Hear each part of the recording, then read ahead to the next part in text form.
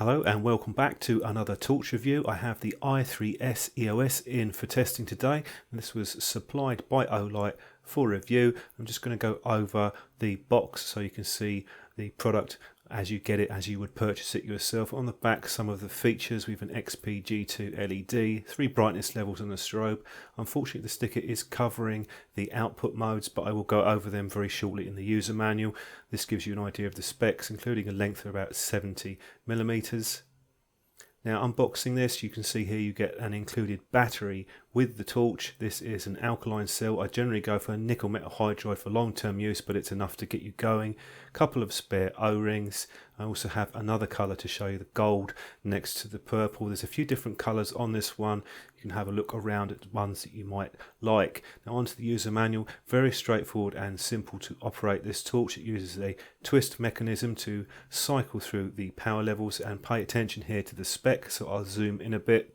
We have a maximum level which is rated at 80 lumens down to a moonlight of half a lumen, and we also get some other information including it's IPX8 rated as well. They also have a runtime graph. Don't see that so much on torches now, but it gives you a good visual idea of how long the torch will run on the battery.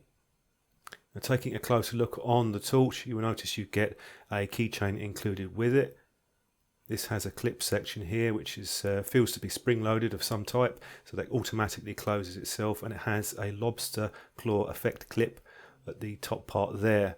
Now unscrewing the top, it's nice to see that these threads are greased with silicone grease. We have a contact point. So insert the battery positive terminal up.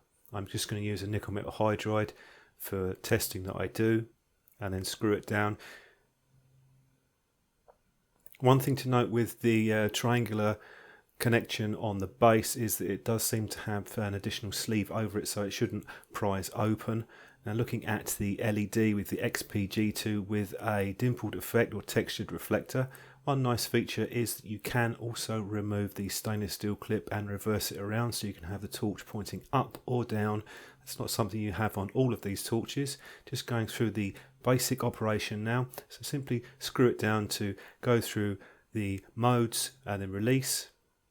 It does start off at the mid power level every time, so there isn't a memory on this. And if you want to get the strobe going, you need to rotate it around about 6-7 times in rapid succession, about 3 or 4 seconds, and that activates the strobe mode. You can also base or tail stand this. It's quite stable thanks to the fairly flat base, and it's also a reasonable size. And we have a spring mechanism inside here to take up the slack with the cell. Now just a quick comparison to some other torches. That's a Lumentop worm in the middle, and we have the i3E also from Olight on the right hand side. If you compare it to the worm, it's a touch longer but a little bit thinner. There's also a couple of other differences. You have a fixed clip on the worm, whereas you can remove it on the Olight. Both of them have a base stand. The i3E doesn't. Onto the reflectors, the worm has a slightly coarser texture, and you have a special optic on the other smaller i3E Olight. Now putting it next to the i3E, you can see that it is a bit longer. It's also a little bit thicker in areas too. It's still fairly compact for a torch, but the i3E would be one of the smallest AAAs that I've used to date. Water resistance test. Putting both the torches in, make sure that they're screwed down a reasonable amount to contact the rubber O-ring. As you'd expect, no problems at all with the operation. Just moving on to the beam shot now, you can see you get a fairly well diffused effect with the torch, as you would expect for a compact torch. And onto the moonlight with the i3S. This is a nice low moonlight mode, so if you're a fan of that, I'm showing you now the worm, which is significantly brighter. That was one area that I didn't quite like as much on the worm, so if you like the super low output, the Olight is good for that. Now we're on to the i3S, going through the modes. You won't see the lowest mode because it's so low. Now with torches of this power, you don't want to get massive amount of range or throw, but onto the worm now, what you will be able to do is see a reasonable distance, around about sort of 50 foot, perhaps slightly longer. And we'll ramp the worm up to its top setting. With both of these torches, I can see the bottom of the garden, no problem at all. Just moving on to the i3E, and the power output on that, although it's rated slightly higher, it looks very similar to the other two torches. There isn't a big difference in the power output, they're very close. Now the medium power level on the i3S is rated to 20 lumens. You will notice that the medium on the worm, which I'm showing you now, is a bit higher, and that's obviously very clear when you see that it is brighter. And if I go to the highest power setting at a closer range on the i3S to give you a better idea of the beam pattern, and now I'm going to compare it to the Worm 4. So my perception of that is, and it's as reflected with the candela rating, that the Worm is a little bit more concentrated in the middle and the Olight would be a touch more spread out. So switching between the two, the Worm has a slightly warmer tint to it. We're back to the Olight. Not a lot of difference. I'm seeing a slightly wider spread on the Olight and a little bit of extra brightness in the middle on the Worm. Not much in it though. Down to the side of the house, gone from the medium up to the high.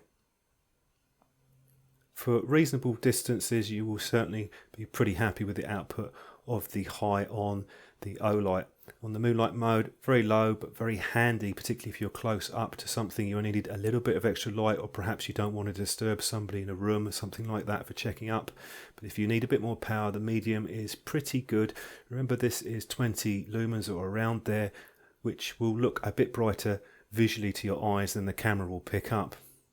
It's certainly good enough where you can see where you are walking in darkness. At the highest power setting, don't normally do a roof test for torches with this type of battery or lower power, but you can still see the top of the roof, no problems. And out in the garden here, again, decent illumination off of that. Up close shot with the beam pattern, you see quite a nicely diffused effect, and that's down to the textured reflector.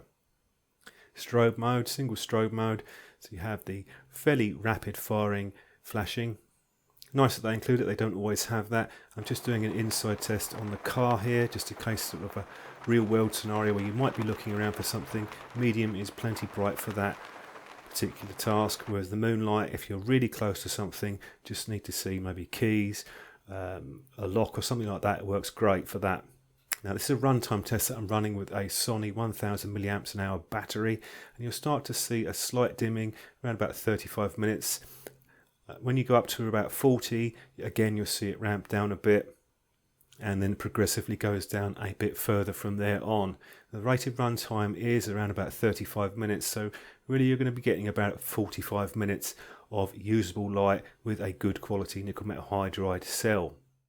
Wrapping up with a summary conclusion, the first point to note with this torch is that you are limited to the 1.5 volt cells. I don't see that as a problem myself. You shouldn't be using lithium cells with this because it might damage the driver on the torch. It can be done, but I wouldn't recommend it, and Olight don't recommend it either. Leaving that to one side, looking at the pros and cons, like the design on this, works very well, lots of grip, even one-handed operation is no problem. The ultra low Moonlight mode was also a standout feature as well. I do like a very low mode, particularly with a torch like this. You get long run times with it too. And I also like the fact that you have the 3 power levels, decent base standing on the torch, it's quite stable, and the run times were pretty good above spec too. Downside for me would be the fact that I prefer the circular connector on the base of the i3E, just makes it easier to completely remove it if you wish to. And I would also have liked to have had mode memory included so that it will remember the last mode, but those are relatively small points in what is a very handy and well made compact torch. So I hope that was useful to you. Don't forget to subscribe. I'll be looking at more torches very shortly, and thanks very much for watching.